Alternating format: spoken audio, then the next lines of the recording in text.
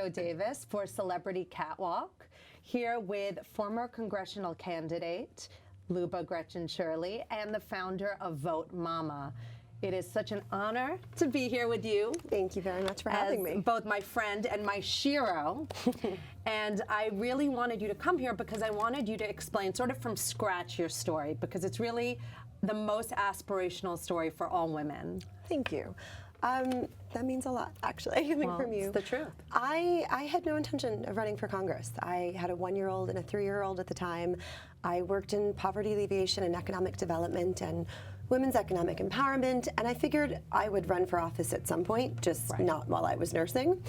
And I couldn't not run. I had a congressional representative who had been in office since I was 12 years old, who voted to take health care away from 74,000 people in our district, who voted to defund Planned Parenthood 17 times, and when I asked if he would hold a town hall, he told me that it would only diminish democracy.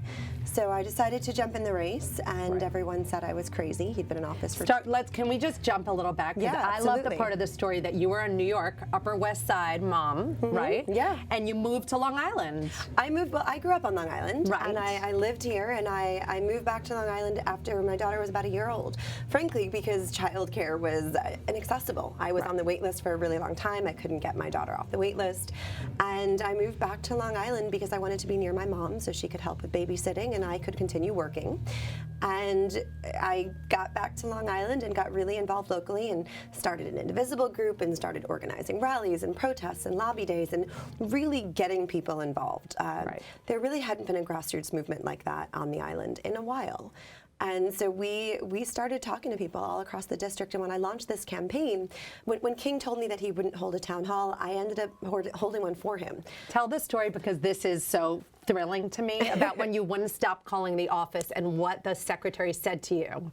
That sort of aha conversation. Well, I mean, I called his office regularly, and they refused to meet with me. And I called, when he came out in support of the Muslim ban, I called his office and I said, you know, they knew I was organizing a rally that day in front of his office, and I said I'd like to come in and speak with him. And the secretary actually told me, they said, come in at 3:30 in the afternoon. And by the time I got there, they had locked the doors and sent the staff home.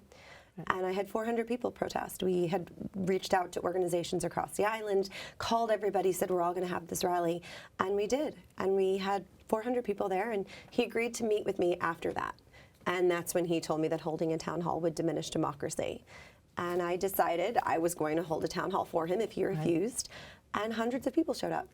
And that kind of got the ball rolling. It was not something I intended to do, but I had to, because there was nobody fighting for people in our district. There was nobody standing up and saying, these votes are hurting people in our district.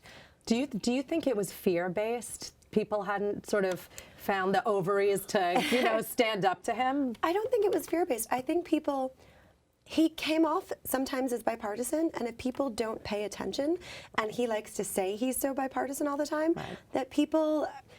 It's complacency. It wasn't fear, it was just complacency. And if you weren't paying attention, you didn't really realize how he was voting and how it was affecting people. Right. I mean, this is a man who's against a woman's right to choose, even in the cases of rape or incest. He has a terrible voting record, and he needed to be challenged. And we ended up building this incredible grassroots campaign. For the first 2 months, I had no babysitter, I had no staff, and I was literally nursing with my toddler running around doing my hair. And I called everybody I knew, and Emily's list in the beginning said, well, you have to raise $100,000 on your own before anyone will take you seriously. Of course. And I raised $126,000 in those first 2 months. And I love how you literally made personal phone calls for $20, $30, $100. I literally called every person that I had ever known in my life, and I still, to this day, have no idea how I did it. My daughter went to preschool 2 hours a day, 3 days a week. I remember dropping her off and putting my son in the stroller and walking around the neighborhood and calling people. Making phone calls. And I hired staff in January, and even once we had staff, I still had the babies with me every day till 3:30. My mom is a teacher. She'd come home and she'd watch them then. But it was a good 6 months into the campaign that we realized this was not going to be sustainable. Yeah. And that's when I put the request into the Federal Election Commission. And I said, can I use some of my campaign funds for childcare? And everybody said I was crazy. They said, you're going to be attacked for this, and people are going to look at you differently, and everyone's going to peg you as the mommy, and how can you do this? And to my surprise, it was a unanimous bipartisan decision They said yes. Hillary Clinton wrote a 3-page letter in support. 25 representatives wrote it in support. And they said this was something that broke down barriers. And I was glad that they agreed with me. And every news outlet in the country covered it. And Fox News said it was the one bipartisan thing they could agree with, which till this day. Unbelievable. The fact that Fox News would agree with me on something is amazing. But it changed the way that people run for office. And we actually saw 9 federal candidates, including a father, Antonio Delgado, use this last year. And it changed the way that people run, because the people who run for office are those who are independently wealthy. Right. To run for office, if you're running for Congress, you're running for a year, at least a year, usually a year and a half. You don't have a salary. You're working 90 hours a week, and you still have to pay your school loans and your mortgage and your taxes and all your bills, and then pick up the cost of childcare. It's not sustainable. People can't do it. So this really changed the way that people can even start to run. Me hearing about what you had done made me go, oh yeah, no wonder nobody gets the issues and nobody is like on the floor with the people, because these are literally not the people who are running. These are people who have unending funds. Childcare isn't even on their agenda because it's just obvious that there's going to be numerous nannies. And what you did literally changed the world, I think, in perpetuity for women, because I think women will now be allowed always to run because they're going to be able to. Why hadn't anyone done this before? That was fear-based, honestly. I can say that because in the past, there had been 3 men who actually put this request in way back in the 90s, and it was a man who wanted to bring his wife with him, who was a representative, and they wanted to pay for a babysitter out of their campaign funds, and they said yes to that. But it was never codified. It was never an official ruling, and moms in the past would always shy away from being a mom publicly. If you were running for office, you were told, don't talk about your children. And the 2018 election cycle was really the first time that we saw moms embrace who they are. And when you're a mom with young kids, you don't run for office because it's the next career move or it's a title. You're running because you see a problem, you want to fix it, you don't see anybody else fixing it. Usually you've tried to get the person whose job it is to fix it, and then you realize you need to step up and do it. So it was somebody finally stepping up and saying, this is what we need to run. And, I know people who ran for office last year who didn't have health insurance. I know people who borrowed EpiPens because they needed them and they didn't have health insurance because they were running and it's a full-time job without a salary. Unreal. So it's a problem. So when you came and you presented this, was the support there? Yes, oddly enough, people came out of the woodwork and thought this was amazing. And I remember driving down to DC, and we knew that Glamour was going to cover it. And I was thrilled with that. And the next day, literally every news outlet had covered it. Wow. And it was... They got it. They got the importance of it. They got the historic content. It was completely... It just changed the way that parents even think about running. Right now, even with this historic women's wave that we just had, there's still only 25 moms in Congress with kids who are 18 or younger. There are more than 100 dads. And there is a very real reason that we are the only country in the world other than Papua New Guinea that does not have paid family leave. 1 in 4 women go back to work 10 days after giving birth. That is a public health crisis. It really is. Literally, you can't, it's a human rights crisis. Well, I did an event a few weeks ago for Liuba and for Vote Mama, and when we did that event, you started with something along the lines of puppies are not legally allowed. Yes. You literally can't adopt a puppy until I think, what, 9 weeks or something like that. 9 weeks. And as a mother who's still nursing her 4.5-year-old child, I can't imagine not being able to be around my child, even at 4.5. Yeah. And of course he goes to school and everything, but I'm just saying, like, it is truly a public health crisis. It is. To take a 10-day-old baby away and put it in childcare. And people are going back to work because I have a friend right now who's going back to work. She's been on maternity leave for 3 months. She actually had paid maternity leave. She is going back because her husband is an independent contractor and she provides the health insurance. Right. Her entire salary is going to childcare for 2 children. Unbelievable. This is the first time in about 4 decades that the percentage of women who are choosing to stay home after giving birth is increasing. And it's because it makes financial sense to stay home because you can't afford childcare. 100%. I've seen that across the board. Yeah, but if you don't have people in office who get these issues at a visceral level, you don't prioritize them. We're 27th in healthcare, we're 27th in education. We don't have quality, affordable childcare. And every time someone will tell me that that's a women's issue, stick to economic issues. I was told that many times during my campaign. All of these issues are economic issues. And if we had similar labor force participation rates to countries like Canada and Germany that have paid family leave, quality affordable childcare, we would have an additional 5.5 million women in the workforce. We'd have an additional $500 billion in our economy. These are economic issues. They're workforce participation issues. There was a study that just came out recently that said Tennessee is actually losing about $1.4 billion in wages and revenue every year because of the cost of childcare. Unbelievable. It needs to change. And the only way it's going to change, like you said, is if people who've viscerally, tactilely been on the floor and lived this. Yeah. So tell me the process of when you almost beat Peter King and we were all standing there watching, and I was checking in the middle of the night and we were all tweeting and biting our fingernails, and you almost beat him. How many points was it by? 6 points? And he had always won by 24 to 40 something points before that. It's extraordinary. So what happened? Explain to me the sort of month after that and what. I allowed myself a day to be sad. I came home and I had been working nonstop for over a year, so I was exhausted, and I was sad for a day, and then literally the day after, I just kept thinking back to the very beginning of the campaign. And I remember I would Google articles about Kirsten Gillibrand or Grace May, and I would find a quote here or there about a mom who had done it before. And I kept remembering I needed to talk to somebody to be like, how did you do this? What was it like? Give me advice. Because if you don't have that support system, it's really difficult to even picture what the schedule is like as a mom. And I thought, all of the relationships that I built during my campaign, Kirsten Gillibrand was incredibly supportive. Elizabeth Warren was incredibly supportive. Those are the conversations that really helped keep me going during my campaign. So I started working on Vote Mama. We launched it in January, but I started basically the month after the election, I started to build the advisory committee. So I reached out to every elected mama that I knew and got people to join the advisory committee. And then we launched this publicly. It's the first and only PAC in the country to support Democratic moms running for office, literally from school board to Senate.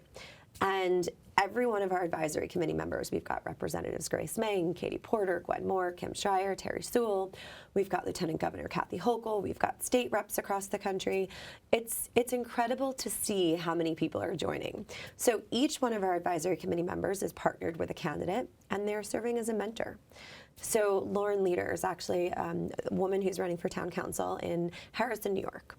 And she called me the other day and she was yelling on the phone and she said, besides writing me a check, the best thing you could have done was given me Kathy Hochul as my mentor. And Kathy is one of those people who is so generous with her time. She would call me before every debate. She would give me a pep talk. Now she's mentoring our candidates. Wow. So we launched in January. We've already had over 200 applications from moms running in 27 different states. We are putting out our third group of endorsed candidates actually on Monday, which puts us up to about 55 candidates. We'll endorse 70 by the end of the year. Wow. And we've already had 11 victories. And we've got a lot of elections coming up in November. Wowee. It's pretty incredible. We're doing a lot of one-on-one training. So we've partnered with all of the organizations out there that are supporting getting women elected. We've partnered with Emily's List, Run for Something, She Should Run, Arena, working with all of these really great organizations, but we're doing really one-on-one training. So we're talking to them about how to do the finance, how to basically go through your network and figure out who to call. We're talking to them about their policy platforms and really how to get your campaign off the ground. And we're also there just to talk through what it's like to run as a mom. And we're financially supporting these candidates, and then we're really spending a lot of time training them. So I am wearing my mother two-finger ring today in honor of Vote Mama. Let me see this ring. I'll get you one, don't worry. I don't know if it's appropriate for the campaign trail, but we'll get you one anyway. My question to you is, not everybody knows what they can do to help outside of just the obvious writing a check to Vote Mama, which, by the way, I recommend doing. But besides for that, what can people do, tactile things they can do? Yeah, so you should sign up on Vote Mama. It's VOTEMAMA.org. People can knock on doors. We're actually going down to Virginia, and this is one of the most important elections elections down there, and we have a real chance of taking back the State House. And we've got some incredible candidates. So we're going down to Virginia for GOTV weekend, and we're doing a whole tour of all of our candidates, and we're going to go out and knock on doors. So if you'd like to come down with us and knock on doors, let us know. Sign up on our website. When is this? GOTV weekend, so right before Election Day. So come down and knock on doors with us. But I mean, we have candidates on Long Island, we have candidates in Oregon, we have candidates in Illinois, we have candidates in California, literally Massachusetts, Virginia, everywhere, Florida. So wherever you are, we probably have a candidate. And you can go out and knock on doors. You can make phone calls. You can text for them. You can make contributions directly to them as well. You can share our website, follow us on social media. Really get out there and help elect these moms, because. And also, what about the small independent events? I feel like those are so important. We're having, I mean, Chloe's event the other day was incredible, and we're having events like that. We're actually going to California. We've, in 2 weeks, we've got a number of events out there. Very excited about that. Speaking at the Jane Club, we have some events out there, and then we've been to Chicago, we're going down to Memphis, we're going down to Virginia, we've been to Massachusetts a couple times. We're doing events across the country, because this is how you start to build a movement. We need to change what legislation. I just got chills. Keep talking, keep talking. It's how we need to change what legislation is prioritized. The only way to do that is to change who's in office. So we can start getting Democratic moms who get these issues, someone who has relied on the Children's Health Insurance Program for their kids' health care. We wouldn't have representatives let the funding for CHIP lapse. We wouldn't have the worst maternal mortality rate in the industrialized world if we had more moms who actually got these issues in office. We would pass bills that actually give us quality, affordable childcare. It would change the legislation that we see coming out at every level. So we need to build a bench. We need to get these incredible moms in office. And the reason is, if you run with small children, you are usually discredited right away by the press, by voters, by donors. People don't take you as seriously. And we're changing that. Somebody asked me the other day, she said, in 5 years from now, what will make you feel like Vote Mama was successful? And honestly, it's the fact that we normalize running as a mom. I had a reporter say to me during my campaign, she said, when did you decide to run as yourself? And I remember laughing and thinking, well, who else would I run as? Right. And she said, but you talk about your kids, and you talk about, she's like, you talk about your children and your life and your struggles and what's going on. And was it a strategic decision? And I said, no, that's who I am. And that's why I was running. And I was just very open with who I was. And that's what we saw really a lot during 2018. People will, the first question you'll get asked is, what will you do with your kids on the campaign trail? Do you remember when Gavin Newsom gave his acceptance speech and his 2-year-old ran up on stage and it went viral and everybody thought it was the greatest thing? When that happens to a mom, people doubt whether or not she can handle it. When it happens to a father, all of a sudden he is looked at as somebody who's a family man, who understands these issues, who's a good dad, who's responsible. And we want to normalize what it looks like to run as a mom so that people don't automatically look at you first as a mom. They look at you as a qualified candidate who is running, and they don't judge or question whether or not you can do it with kids. And I feel like, I don't know if you feel this way, but after the Clinton loss, I think we were all sort of like immediately jolted into the emergency of feminism is something we still need to deeply work on, because misogyny is so rampant in this country. And so I think that you've probably felt that you have less of a Sisyphean climb to get people involved in Vote Mama. People are jumping and clinging to every, hair of your body because they want in on this. They're desperate for it. It's different. That's why people, I feel like, are so excited about Vote Mama, because there are all of these organizations that support electing women. We're the only one that supports electing moms. By the time we're 46 years old, no, by the time we're 42 years old, 86% of us are moms.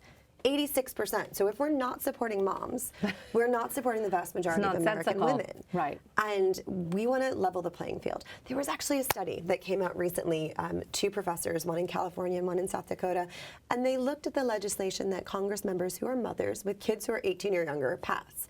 They actually passed 5 more bills over the course of their time in Congress than other members do. It's unbelievable. And it makes sense. It makes sense. You're there because you want to pass laws. You want to actually help people. You're not, and you don't have time to play around. You want to make a difference for your kids and for everyone else's kids. We're just innately also better triple taskers. Yes. I mean, you can, I've never met a mom who doesn't know how to multitask like a champion, and so we can, juggle it all. And we're there because we really want to make a difference. Do you think that in Congress there's a lot of long lunches and cigars, people who don't want to get home to their wife and they're just... there definitely are the people who do putting that. off. There are the people who are there because they really want to work hard and really make a difference. And then there are people who like the title. And there are the people who like the perks. And I've met a number of them. And those are along the lines of the people who came in with trust funds, yeah, I'm assuming. Of course, yes. Right. They're the people who like the title and who it's just like how it feels to be a congressperson. Right. And then there are the people who are doing it. I mean, you look at Katie Porter. Katie Porter is a single mom with 3 children. She commutes 19 hours a week. She is my hero. And Katie is actually on our advisory committee, and she's become a good friend. She is working so hard, and you watch her in committee hearings, and you watch her, during the questioning, and when she questioned Jamie Dimon, it's so impressive. She is juggling everything, and she's doing it because she wants to make a difference. It's obvious. You can see the difference. Inauthenticity is always rather clear. Yep. And I think that's why people like me are so on board with Vote Mama, because this is truly from your guts. Yeah. I remember nursing while on the phone with reporters. And I remember, my son broke his leg during the campaign. He actually ended up in a body cast for a month. And the month of January, I remember thinking, I was actually in the hospital with him. And when they told me he was going to be in a body cast for a month, I said to my husband, I don't know if I can continue this. And they let me go into the operating room as they put him under anesthesia. And I came out, and I had pretty much fallen into my husband, and I was crying. And literally in that moment, while he was under anesthesia still, a nurse and a social worker came out. And they started to talk to us about he was going to be in this spiral cast, so he was going to need a special car seat. They started to talk about what our insurance was going to cover, what our insurance wasn't going to cover. And I said to my husband, this is why we need Medicare for all. And she's like, oh, well, if you had Medicare, it'd be one call and this would be taken care of. And it was literally in that moment that I knew there was no way I was quitting this campaign, and somehow I was going to make it work, because that's the problem. And they refused to pay for the 2-night stay in the hospital. And they said this could have been done in an outpatient procedure. And there were times literally in my campaign office where I had 3 cell phones on speakerphone, pediatrician, surgeon, insurance company, arguing with each other about different codes and how to put different codes in. And it was irrational to be in that situation, but at the same time, that's what everyone is dealing with. And all I kept thinking was, if I were a parent who had, a minimum wage job and I had a 15-minute break, when was I going to call the insurance company? They're closed at night, they're closed on the weekend, and it took hours and hours of arguing with my insurance company to actually get them to cover it. Just consistent bureaucracy. Consistent. I ended up with an $800... But nonsensical bureaucracy. Yeah, I had an $800 bill for an ambulance from one hospital to the other, because they transferred us to the Children's Specialist Hospital. $800 after my insurance kicked in. And that's why I was running, because you're in touch, and that's where we go back to in touch, and that's where we go back to what you did being so important, because you are reaching out to people who were not going to have the access to be able to be involved in politics whatsoever, who now can be. The people who, this is the other thing, until you have kids, you have no idea what it's like not to be able to have paid family leave or childcare. Right. I didn't know until I had my first child, and I was a director of a research institute at NYU, and I didn't have paid family leave. Right. And you don't realize what it's like until you're in that moment. And when you're in that moment, you're too busy. You're too busy trying to figure out how to juggle work and a baby and finding childcare and doing all of that you don't have time to go lobby your representatives. So you need somebody who's actually going to be there, who's going to fight for you. Or maybe even know that it could be effective, or know how to do it. Yeah. Not everybody knows. Just you can Google anybody's name and just send them a letter, but that doesn't always. Sometimes it needs to be a burgeoning movement. Yeah. Like your protest at Peter King's office. Yeah. I brought my babies with me to every protest and rally that we did. Look at the climate march this week. I know, that was incredible. What a swell of support, and so many children and so many families. My daughter would always say, she's like, I hate your meetings, but I love your protests. I love that. And she would come with me to everything. Because they're pure fire. They're so organic. She loved it. My favorite story, actually, during the campaign, my daughter was 3. And it was New Year's Eve, and I took her when Governor Cuomo announced the paid family leave policy for New York. And she was sitting right there in the front row, and after the governor finished speaking, Mila said, Mama, aren't you going to go up there and speak? And I said, no, baby, it's not my event. Yeah. And she marched up there in her Peppa Pig dress, and she made me pick her up, and she gave a speech at the podium. And it's literally the best photo from the entire campaign. Amazing. I love that. And it's what she learned during the campaign. Right. She learned that mamas run. And one day when she's older, she'll probably run for something. Oh, she definitely will. I love that she learned. We were reading The Princess and the Pea. And there's a part in the book where the queen leaves the princess and she puts her to bed and she goes out for the night. I forgot the exact wording. And Mila said, what does it mean she left her for the night? And I said, oh, well, she put her to bed and she had to go out. And Mila goes, oh, you mean she had to go to a fundraiser? I'm like, oh my God, this is what my 3-year-old is learning. But that she knows Mommy that. goes out to fundraisers. Well, if Mama didn't have to fight for equality, then Mama would be maybe staying home and having a glass of wine and watching The Real Housewives. I mean, that's the thing, and it's always spoken about a lot in Vega, I called you Vega. Liuba, like me, is a long-term vegan, and so I've always loved that quote, if you put a baby in a crib with a carrot or with and a bunny, which are they going to eat and which are they going to play with? And it's that innate logic that children have that, why would I treat anybody different because of their skin color? Why would I not let somebody in who needs me, aka immigration? Why would I, And so those issues are very cut and dry to children. They're only taught otherwise. Yeah, absolutely. And so I find it very interesting that she can bring that, and that's why I've been begging you to ultimately do some children's events, because I think that's starting them. We definitely plan to. Yeah, I'm excited about that. It's amazing to see how many moms have decided to step up and run, and how many are, they're usually, when you run and you're a mom right now, the people that we've been hearing from, they've all been activists in their community. They've all been organizing. They've founded groups for, Long Islanders for gun safety. The woman who started that group, Rachel Klein, is now running for town clerk in Oyster Bay. Yeah. It's incredible to see these women who have started a movement in their community, who then decided to step up and run. Sheila Bynum-Coleman, she's a mom of 5. She's running for House of Delegates in Virginia. We're about to announce that we're endorsing her. We haven't actually announced it yet. We will on Monday. Yes. She's incredible. And she's going to help flip the Virginia House. But she's a mom of 5, and she had a daughter who survived a gun violence incident, and she is an advocate for common sense gun reform, and she's running. And it's just, she's out there with 5 babies, and some of them are older, but some of her children are younger, and she's out there knocking on doors and talking to voters all the time, and she's running an incredible campaign. And this is why we need Vote Mama. So we're going to close up here. So I want to thank Liuba Grechen-Shirly so much for being with us here at Celebrity Catwalk with me, Chloe, today. And it's always an honor. And I would love for you, please, to get involved. And the way you can get involved is...